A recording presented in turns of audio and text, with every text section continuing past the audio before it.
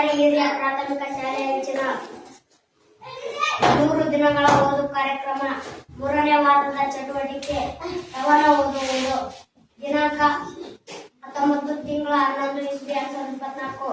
ಗುಂಪು 3ನೇ ಗುಂಪು 6ರಿಂದ 8ನೇ ತರಗತಿಯವರೆಗೆ.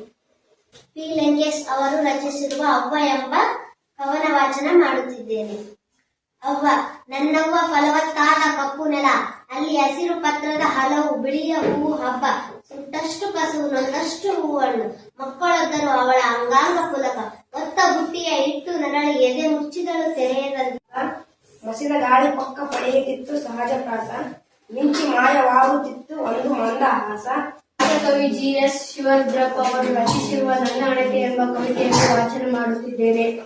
ನನ್ನ ಹಣತೆ ಹಚ್ಚುತ್ತೇನೆ ನಾನು, ಈ ಕತ್ತಲನ್ನು ಗೆದ್ದು ನಿಲ್ಲುತ್ತೇನೆ ಎಂಬ ಜಿದ್ದಿನಿಂದಲ್ಲ. ಲೆಕ್ಕವೇ ಇದನ್ನು ದೀಪಾವಳಿ